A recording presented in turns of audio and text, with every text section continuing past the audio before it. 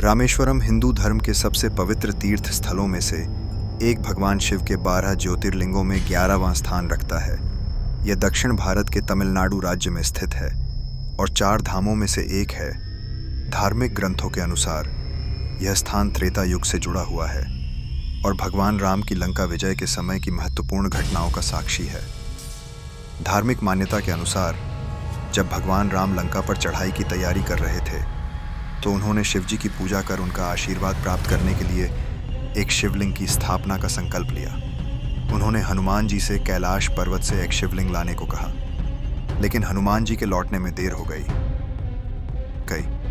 तब माता सीता ने रेत और मिट्टी से एक शिवलिंग का निर्माण कर दिया और भगवान राम ने उसी की पूजा कर अनुष्ठान पूरा किया।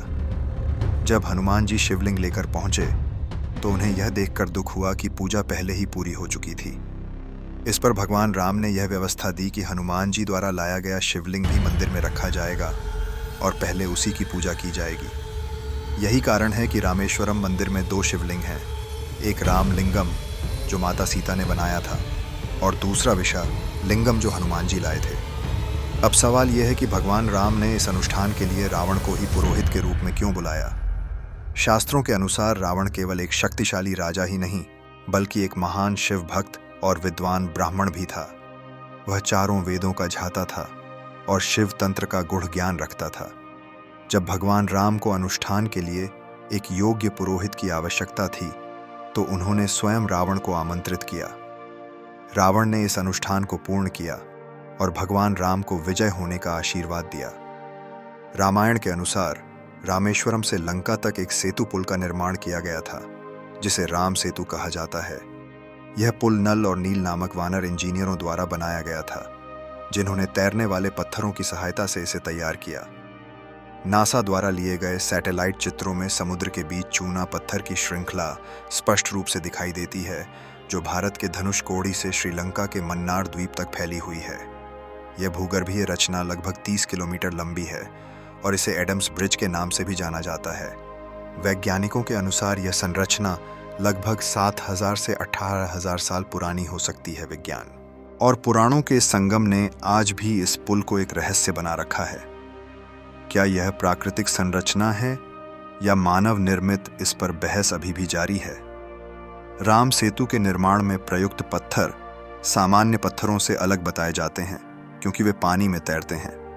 वैज्ञानिक शोध के अनुसार यह पत्थर प्यूमाइस प्रकार के हो सकते हैं जो ज्वालामुखी गतिविधियों के दौरान बनते हैं और इनमें अत्यधिक वायु छिद्र होते हैं जिससे वे पानी में तैर सकते हैं।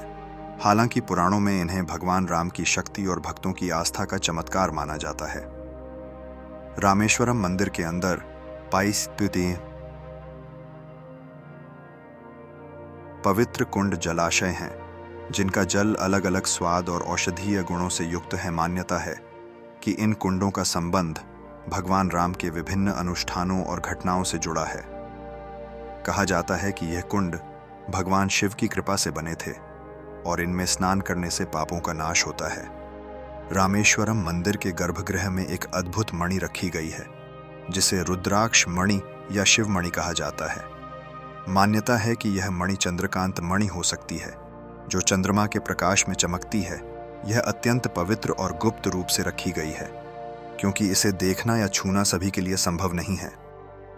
इस मंदिर का गलियारा दुनिया का सबसे लंबा मंदिर गलियारा माना जाता है जिसकी लंबाई लगभग 520 मीटर है और इसमें 1212 खंभे हैं। वास्तु का चमत्कार। मंदिर का निर्माण इस तरह किया गया है कि सूर्योदय के समय इसकी मुख्य गर्भगृह की ज्योतिर्लिंग पर सूर्य की किरणें पड़ती हैं। नक्काशीदार स्तंभ। यह खंभे इतनी बारीकी से तराशे गए हैं कि जब हवा इनसे टकराती है तो एक विशेष प्रकार की ध्वनि उत्पन्न होती है। रामेश्वरम के पास स्थित धनुषकोडी को भारत के सबसे रहस्यमय स्थानों में से एक माना जाता है। यह वही स्थान है जहां से भगवान राम ने राम सेतु का निर्माण शुरू किया था, लेकिन आज यह स्थान एक वीरान शहर के रूप में जाना जाता है। धनुषकोडी का प्राचीन महत्व। मान्यता है कि भगवान राम ने अपनी विजय के बाद विभीषण रावण के भाई के अनुरोध पर अपने धनुष की नोक से सेतु को तोड़ दिया था, जिससे यह स्थान धनुषकोडी कहलाया। 1964 की भयंकर आपदा 1964 में आए एक भयंकर चक्रवात ने पूरे धनुषकोडी को तबाह कर दिया और यह शहर वीरान हो गया। तब से इसे एक भूतिया शहर कहा जाने लगा, क्योंकि यहाँ रात में कोई नहीं रुकता।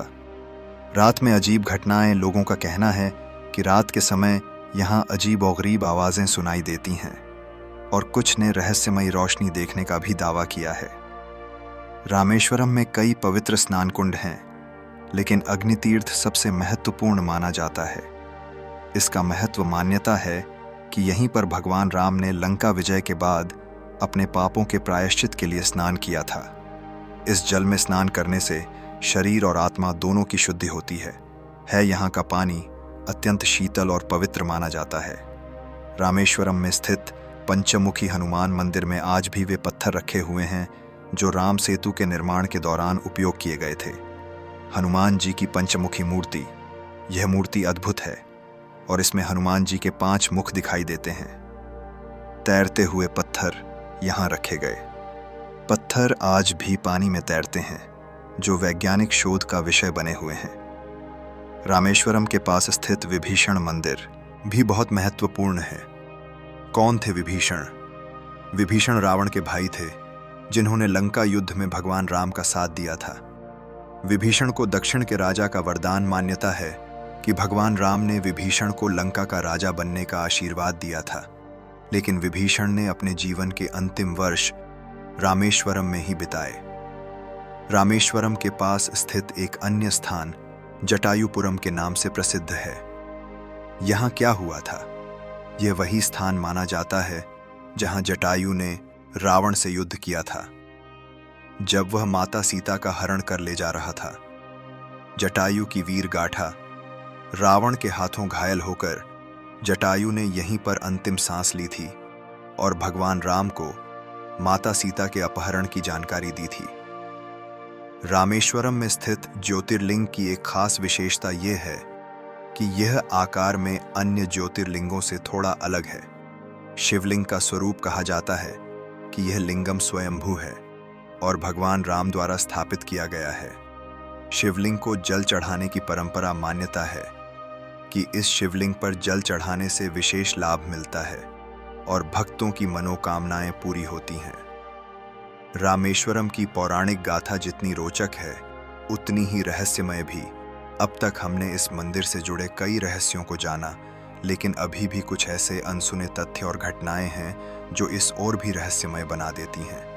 आइए जानते हैं कुछ और रहस्य और चमत्कारी पहलू जो रामेश्वरम को विश्व के सबसे अनोखे तीर्थ स्थलों में से एक बनाते हैं। रामेश्वरम मंदिर का गोपुरम, मुख्य द्वार और संरचना वास्तुशास्त्र के अद्भुत उदाहरण हैं। यह इतना ऊंचा और भव्य है कि दूर से ही दिखाई देता है। अनूठी गूंज प्रणाली। अगर आप मंदिर के खंभों के पास खड़े होकर कुछ भी बोलते हैं तो आपकी आवाज दूर तक गूंजती है, लेकिन मंदिर के बाहर जाते ही यह प्रभाव खत्म हो जाता है। सटीक गणना पर आधारित निर्माण मंदिर का डिजाइन इस तरह से किया गया है कि सूर्य की किरणें विशेष समय पर गर्भगृह में पड़ती हैं। रामेश्वरम में कुल 64 पवित्र कुंड तीर्थ हैं, जिनमें से 22 मंदिर परिसर के अंदर स्थित हैं। प्रत्येक तीर्थ का अपना महत्व और चमत्कारी प्रभाव माना जाता है। हर तीर्थ का अलग स्वाद और गुण। आश्चर्य की बात यह है कि इन 22 तीर्थों में से प्रत्येक का पानी अलग अलग स्वाद, तापमान और औषधीय गुणों से युक्त होता है। वैज्ञानिक शोध वैज्ञानिकों ने परीक्षण किया है कि इन कुंडों का जल वास्तव में अलग अलग प्रकार के खनिजों से भरपूर है, जो स्वास्थ्य लाभ प्रदान कर सकता है। आध्यात्मिक मान्यता कहा जाता है कि इन कुंडों में स्नान करने से सभी पाप धुल जाते हैं और मोक्ष प्राप्त होता है। कुछ मान्यताओं के अनुसार रामेश्वरम मंदिर के नीचे गुप्त सुरंगें मौजूद हैं, जो इसे अन्य पौराणिक स्थलों से जोड़ती हैं। क्या यह सुरंगें असली हैं? पुरातत्वविदों और स्थानीय लोगों के अनुसार मंदिर के अंदर ऐसी संरचनाएं हैं जो किसी गुप्त मार्ग का संकेत देती हैं, लेकिन अभी तक इन्हें आधिकारिक तौर पर खोजा नहीं गया है।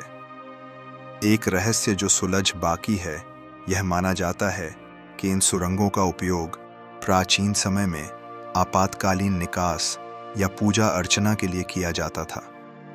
रामेश्वरम के ज्योतिर्लिंग को लेकर कई रहस्यमय कहानियां प्रचलित हैं। क्या शिवलिंग खुद प्रकट हुआ था? कुछ मान्यताओं के अनुसार यह शिवलिंग स्वयं प्रकट हुआ था और भगवान राम ने इसे सिर्फ स्थापित किया था। चमत्कारी ऊर्जा कहा जाता है कि यदि कोई भक्त सच्चे मन से इस शिवलिंग के समक्ष प्रार्थना करता है तो उसकी हर मनोकामना पूर्ण होती है। रामेश्वरम मंदिर को एक अद्भुत ऊर्जा क्षेत्र माना जाता है, जहां कई भक्तों को अलौकिक अनुभव होते हैं। ध्वनि का रहस्य: मंदिर के गलियारे में चलने से अजीब-ओ-गरीब ध्वनि उत्पन्न होती है, जिसे वैज्ञानिकों ने ध्वनि तरंगों का अनोखा प्रभाव बताया है। ऊर्जा का केंद्र: ज्योतिषियों के अनुसार यह मंदिर एक विशेष ऊर्जा क्षेत्र में स्थित है, जहां ग्रहों की सकारात्मक ऊर्जा का प्रभाव अधिक होता है। कुशावती तीर्थ: यह वह स्थान है जहां भगवान राम ने अपने पिता राजा दशरथ का तर्पण किया था। इसे पितरों के तर्पण के लिए सबसे शुभ स्थानों में से एक माना जाता है। गंधमादन पर्वत: यह वही स्थान है जहां भगवान राम ने अपने बाणों से लंका की ओर संकेत किया था। यहां से श्रीलंका का एक हिस्सा देखा जा सकता है। सेताथिरम सीता का मंदिर माना जाता है कि माता सीता ने इस स्थान पर भगवान शिव की विशेष पूजा की थी। यहाँ का वातावरण अत्यंत शांतिपूर्ण और दिव्य ऊर्जा से भरपूर बताया जाता है।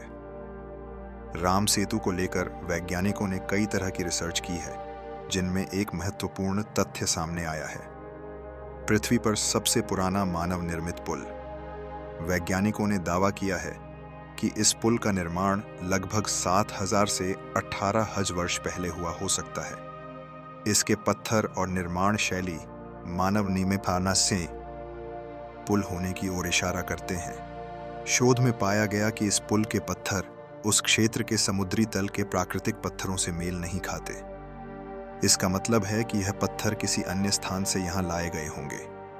रामेश्वरम न केवल हिंदू धर्म के लिए एक महत्वपूर्ण स्थल है, बल्कि विज्ञान और इतिहास के लिए भी एक रहस्यमय स्थान बना हुआ है।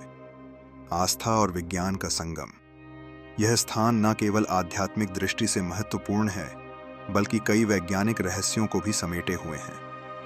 हर कोने में चमत्कार, चाहे वह शिवलिंग हो, राम सेतु हो, तैरते हुए पत्थर हो या फिर पवित्र जलकुंड, हर चीज में कोई ना कोई रहस्य छिपा हुआ है। आज भी अनसुलझे रहस्य आधुनिक विज्ञान ने कई चीजों की व्याख्या की है, लेकिन कई सवाल आज भी बिना जवाब के हैं, जैसे कि राम सेतु का सही निर्माण काल और मंदिर के गुप्त मार्गों का रहस्य। रामेश्वरम केवल एक धार्मिक स्थल ही नहीं, बल्कि एक ऐतिहासिक और वैज्ञानिक अजूबा भी है। यहाँ के रहस्यों को समझने के लिए हमें केवल धार्मिक ग्रंथों पर ही नहीं, बल्कि विज्ञान और इतिहास की दृष्टि से भी इसे देखना होगा। राम सेतु हो, तैरते हुए पत्थर हो, एन का रहस्य हो या गुप्त सुरंगें, हर पहलू एक अलग कहानी बयान करता है। यह स्थान भारतीय संस्कृति और अध्यात्म की अनमोल धरोहर है, जिसे दुनिया भर के लोग अनुभव करने आते हैं। जय श्री राम। हर हर महादेव।